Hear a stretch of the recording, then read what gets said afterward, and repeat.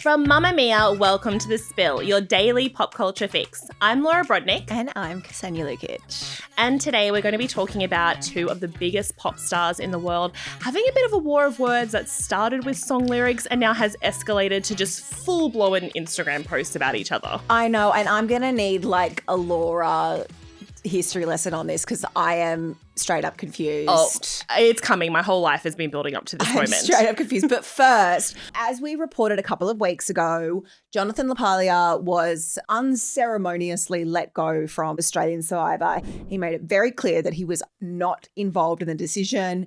It was a real shock to him. And fans were really upset, including a lot of people in our office here at Mamamia. It really shook people up. He is a really, really beloved presenter and kind of became so synonymous with Australian Survivor that people were just like in shock. We have his replacement. It has been announced that former contestant David Gennett is now replacing him as host. So basically David Gennett, he was on Champions vs. Contenders in 2019 and then he was on Australian Survivor All Stars, which was a year later in 2020, and he won that series. He was also on a third time but got voted off like the second time because obviously people knew that he was trouble. Fans of him have called him the Golden God, which I believe is in response to his He's really, really hot. Yeah, I think it's the clinical term to describe it. Yeah, and you know, that was my first reaction when I saw him and I was like, those are some very nice arms. I would like those arms. I was going to say I would like those arms around me, but you just said I would like those arms, which, hey.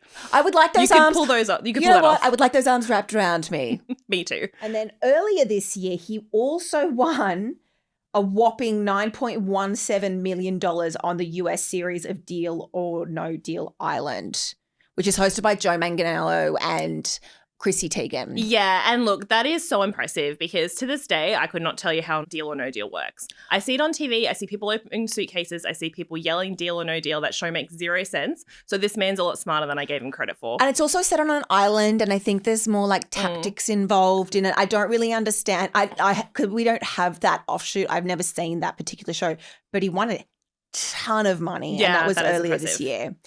So the feedback has been generally pretty positive on his Instagram post, as you would expect, because those are the people that follow him. But I think a lot of people are like really disappointed. But Joe Manganiello actually put a comment on his post. I feel like poor dear Joe isn't across the whole drama behind the scenes, or he maybe wouldn't have thrown his hat into the ring and made it look like he was picking a side.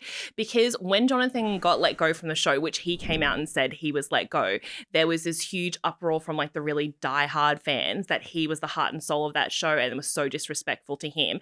And then also people started speculating that he had been let go or pushed out to make way for David as the kind of more exciting, saucier choice of a host to kind of shake things up. And I kind of think the thinking behind that from the network, if that is true, is that they're hoping that the diehard Survivor fans will just stay with the show because they love it. And like once you're in Survivor, you're kind of in it for life is what I'm picking up from people.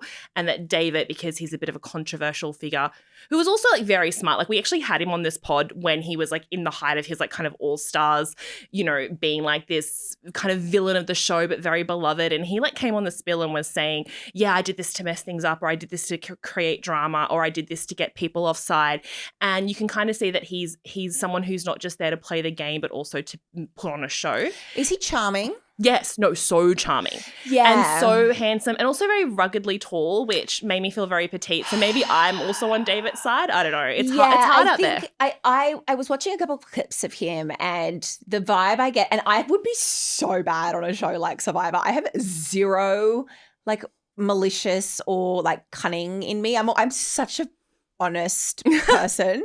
I feel like I'd be the biggest failure. They would just keep you around for a while because you have to vote off the most threatening people first, and then I feel like you'd get to the top 3 and then they'd sideline you. They'd be like, this girl is weak. We're getting rid of her straight away. No, but you want to keep a few weak people around so they vote on your side. And so you kind of bring them in and then you push them. Yeah. I mean, look, those people are important for the show as well. That's okay. I'm okay with that. So one of my sort of speculations on it is that Jonathan LaPaglia was probably getting far too expensive. And I mentioned this earlier on. He was getting too expensive for the network. We know that Channel 10 is cutting back costs. free-to-wear is suffering. That would be my speculation. Some of the other sort of feedback that I've been seeing across the internet from fans is they're concerned about him being the host is that because he's so used to being the spotlight, how is he going to take being a host? Because a host's role is to guide the game rather than being the center of attention. And I thought that was like a really interesting point. And like as someone who's interviewed him, do you feel like that might be an issue? I mean, yeah, I do think he's someone who's used to being a bit of the star and causing drama, but maybe that's what they want for the seasons. Like maybe they want a host who's going to call out contestants a bit more and stir them up and give some kind of spicy takes to camera. That's not usually the role of the Survivor host, to be like a big character. They're a character in terms of like they kind of steer the ship, but they don't usually pick sides. But maybe that's part of the stir up. I'm sure like diehard Survivor fans will have kind of a different thought on that, but it does feel like a bit of stunt casting. And it's so weird when like a wild rumor on the internet comes true. Like when I saw his posting, I felt not the same way because this other one was earth shattering, but like when everyone was being like, oh my God, Leah Michelle is going to replace Beanie Feldstein in Funny Girl. And then it happened. It's like sometimes the corners of the internet are true, and that's a terrifying thought. Yeah, I kind of when it started going deep in Reddit and it was just like a lot of people kind of not quite convinced. But I mean, look, we've got to give him a shot. And I'm sure people will be tuning in to see how he goes, and that is the whole point of casting and maybe they will hate watch him just for the sake of it. But anyway, he's done very well. He's clearly very, very cunning. He's won a ton of money in the last couple of years. So maybe, you know, Channel 10 offered him like 20 grand or something to host the thing, and he was like, look, oh, I don't really need the money. In this economy, you've just got to do that. So, Laura, you've been talking about this feud that has gone way over my head, and I need you to explain it to me because one person explained it online as this is like the Cardi B and Nicki Minaj feud for depressed girlies. It really is. This is for the girls whose hearts and souls are still on like the really depressed areas of Tumblr. Their two icons are fighting. So this has really taken over pop culture news the last couple of days. And I'm going to try to break down this history-making moment. I'm cuddled up and I'm ready to listen. Yeah, I feel like you've got a blanket around you. You've got like a little hot chocolate. You're ready to go. Yeah, I'm ready. Okay, so Lana Del Rey, our favorite chaotic pop star who we spoke about recently because she's been doing these big live shows after marrying her crocodile hunter husband. Her swamp man, who I'm still obsessed with them. I know he's problematic. That's fine. And she's, you know, coming out on stage, but also then leaving the stage and letting a hologram sing for her and vaping. But we love her anyway because we love a chaotic queen. So recently she posted a little snippet of what appears to be an upcoming song from her next album. And it's very classic Lana. It looks like she's sitting in a car, she's listening to the song, and there's some questionable lyrics, but also the caption itself was very telling. So in the caption, she tagged Jack Antonoff and said the melody was track 13. Now, to the original naked eye, if you have a life and friends and family and you're not in the weeds of pop culture, you might have thought, oh, she's dissing Taylor Swift, because this came out after very soon to Taylor Swift's announcement of Life as a Showgirl, which very infamously doesn't have her long-term collaborator Jack Antonoff on it, whereas Lana also works with Jack, and also 13 is Taylor's favorite number. So to the initial person scrolling past, they're like, oh, she's making a big deal that she's working with Jack Antonoff and she's using Taylor's favorite number. Lana Del Rey is trying to take down Taylor Swift, which would have been great and very entertaining for the rest of us, but that's not what's happening. Yeah, don't go starting rumors. I mean, that would have been breaking news. Everyone's like, is she? No. Settle down. Calm because down. if you listen to the lyrics, it's actually about another pop girly. Ethel Cain hated my Instagram post. Think it's cute reenacted my Chicago past.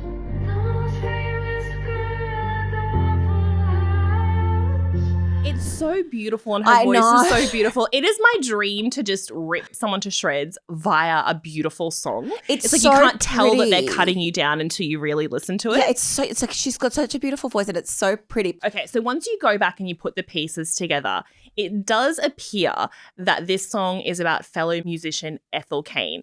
And I can't see like an actual name for the song yet, but people think that have been calling it, like fans who are deep in She online. says Ethel Cain, have though. been. No, she says Ethel Cain in the song. So she's referencing Ethel Cain. But also people are calling the song All About Ethel, which is a famous play on the movie All About Eve, which is about a young upstart coming in and taking over like an established star's life.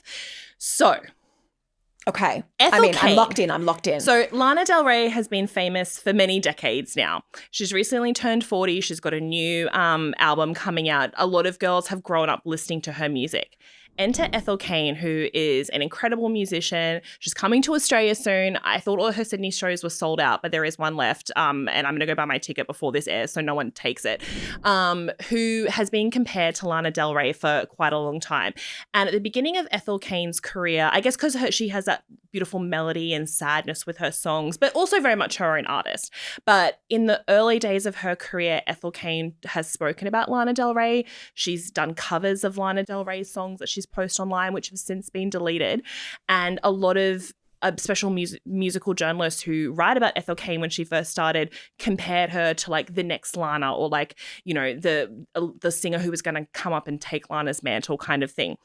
And that line in there, Ethel Cain hated my Instagram post, just by itself could have been read in a few different ways if you hadn't looked at the rest of the lyrics. The other one that people have pulled out is, "It think it's cute reenacting my Chicago pose."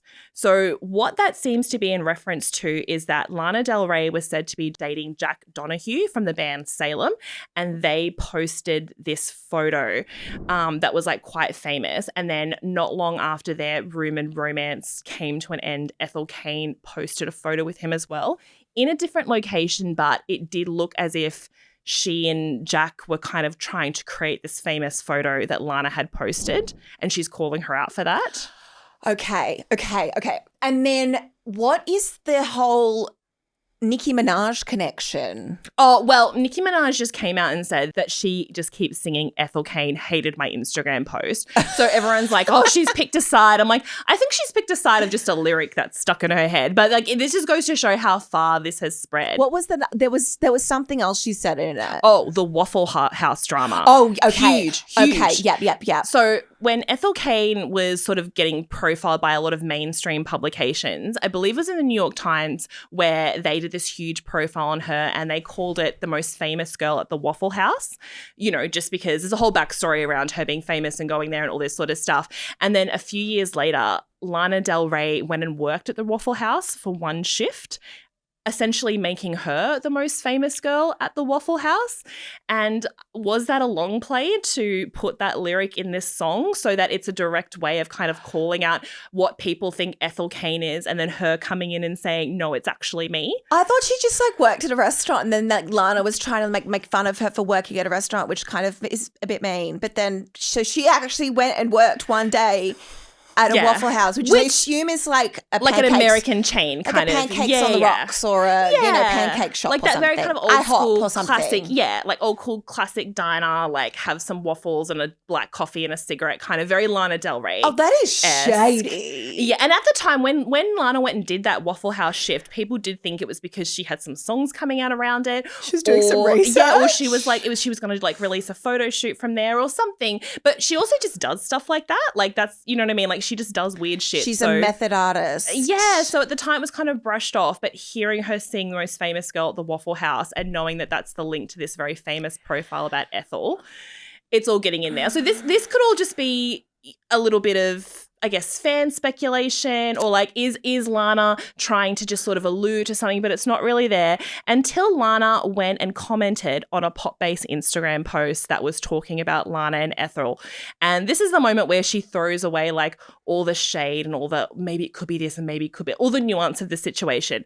She throws away because under this Instagram post, Lana Del Rey wrote, "I didn't know who Ethel Cain was until a few years ago. When someone brought to my attention the disturbing and graphic side-by-side images she would often put up of me next to unflattering creatures and cartoon characters making constant comments about my weight. I was confused at what she was getting at. Then I heard she was saying behind closed doors from mutual friends and started inserting herself into my personal life, and I was definitely disturbed."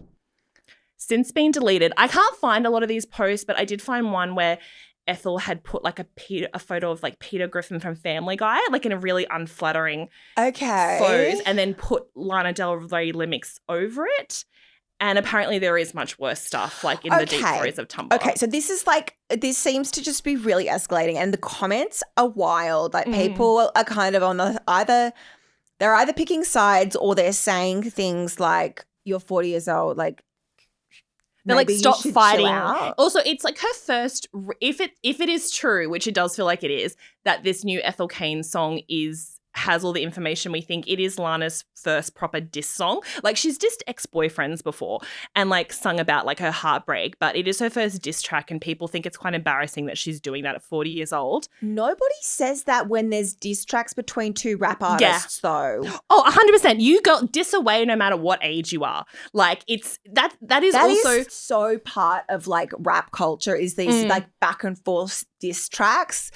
So, but I do really love whoever made that comment, like, bravo. This is the Cardi B, Nicki Minaj feud for depressed girlies. And it's really that. But it's interesting that people are saying, aren't you too old for this? But they don't say that about rap artists. No. And I guess like in a way, like it can be seen as a bit of a power struggle in favor of Lana. Because I don't think your personality changes when you turn 40, that you can't write music in a certain way. And like, as much as this is her first real diss track, it's all very her. Like the imagery that she's used and the way she's done the lyrics and the lead up to it is like very Lana Del Rey. It just, from what I can tell, hasn't been this pointed at another fellow musician.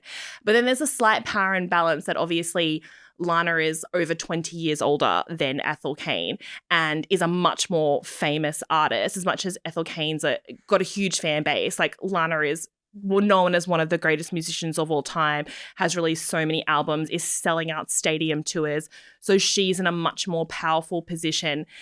And the other thing is, it's a bit disturbing and upsetting in the current climate, especially in the US, when trans people are having their rights stripped away from them and are in fear for their life, that because Ethel Cain is a trans artist and there's also a lot of hatred and danger for her, as much as she has a huge fan base, of essentially Lana kind of sicking her fans on her in a way.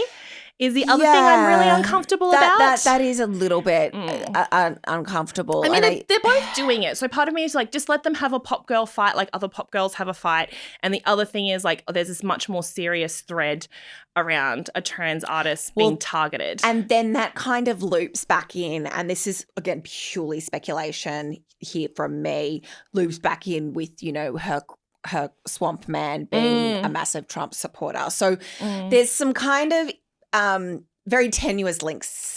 Yeah, exactly. Yeah. So potentially people could be feeling a little bit attacked by, which I completely, I respect, understand. And again, I am not saying that that's the way that Lana feels at all. I'm just saying that this is where people will go. Yeah, it's just an extra like important thread to the conversation. And I should say, like, Lana's being accused of being very MAGA and like a Trump supporter. I haven't seen her say that. I haven't seen her husband Jeremy officially come out and say that. That's been the thought for a long time. There is apparently a comment that he said, I didn't vote for either side because they're both bullshit. But there is like a grey area there where people sort of aren't sure which way they lean in that way. The other thing is, though, is that Ethel Cain is obviously getting involved in a way of not just these very old school Tumblr posts, but she also posts on her Insta, like this just in, Lana Del Rey blocks Ethel Cain on Instagram. So not only has she put out this song, but apparently she's blocked her.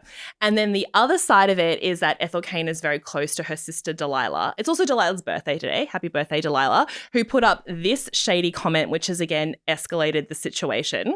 But you got to love a sister sticking up for her sibling, though. Yeah, your sister's got to come and support you no matter what. A sister is going to support her sister. Yeah, exactly. So I just thought it was so funny because I was on Ethel Cain's Instagram today just making sure there had been no updates before we came in to record, and she's just posted this huge montage of like her and Delilah and how close they are and for her birthday and stuff. But previous to this, when this whole thing was blowing up, Delilah put up a sort of a note saying that track 13 is a diss track. And then she wrote, I can't wait to watch your hologram perform this diss track while you hit your vape backstage, diva. What inspired you to suddenly make a country album? So she's calling out the... This is Delilah that says This is has said Delilah this. coming Oh, in. Delilah is like, you will Yeah. not attack my sister. I know. This just in, Delilah Cain blocked by That is blocked by Lana Del Rey. So That- that's the thing about the hologram we talked about, that people Yes. some people are getting angry who are fans of Lana Del Rey because they paid all this money to go to her shows, and then for some of it, she just wanders off stage and then comes back later on. You can see that she's vaping and making out with her husband, and a hologram sings the songs. What is it with artists at the moment really like handing it in? Like, you know, all that stuff about Justin Timberlake Yeah. all of a sudden just phoning it in and being like, I got this feeling. And then just like handing the camera to the thing and then just Yeah. basically like moping around Well, the he said he was sick, stage. but yeah, I don't know. But I've heard it like on multiple, like it's been like multiple times. And now, Yeah. you know, we're doing holograms. We're doing, you know, Ava Perón is singing live and then people in the theatre have to watch her on the screen. There's a lot of controversies on the I know. stage at the moment. Isn't it so weird? Like with Lana, I'm like, just let her have a hologram, like that crazy gal. I don't know why. I think she's kind of, and she also has been like very open about the fact that she's not a live performer. Like she should be in a tiny little jazz club somewhere, or like a you know, like a dark room with 20 people sitting quietly. She's not really a stadium performer, but because she has such a big fan base, she has to perform in stadiums, but I don't feel it's her natural sort of spot. So that's kind of where we're at with the back and forth now. I'll be really interested when the full diss track against Ethel Cain comes out, and also when Ethel comes to Australia and tours, whether something will be said. But I also think maybe we're just making this too deep. Like maybe they're just two pop girls who are, maybe it's not that deep. That is the whole point of this podcast, Laura. I say after it's not like that deep. I say it's after not that deep, but we're going to talk about it for 15 minutes. I know. I say after I've literally made this my whole personality for the entire week. But I just think maybe like this is just kind of sometimes what famous people do. They have very heightened emotions. They feel very deeply. They're very intense. One puts out a song. They bring the Waffle House into it, which I'm sure is having a lovely resurgence of people wanting to go there and take photos and eat their food. And that's nice for them. And I just think maybe as long as like everyone's okay and people aren't like, it's the fans that take it too far. Okay, I but have when to you say. go to Ethel Cain's show, can you please like take a notebook and make sure that you write any notes and let us know if she says anything about I'll throw Lana? some waffles on stage and be like, here you go. There's enough for everyone. I think you will get mobbed. No, I'll get taken out. People think I'm a Lana fan, which I am. But yeah, that's can where love we're. both. I know, that's the thing. I do love both of them. I've only just discovered Ethel Cain, I must say, in like the last year or so. But I'm really loving her music. So I was so unaware of this whole backstory when it came out, and fans of like, we've known this for years. I'm like, oh my God, it's like realizing you had two different mutual friends at different companies and then realizing they hate each other. Yeah, that's it's how weird. I felt Yeah, okay. in the moment. So that's where we're at. We'll keep you updated should the situation escalate.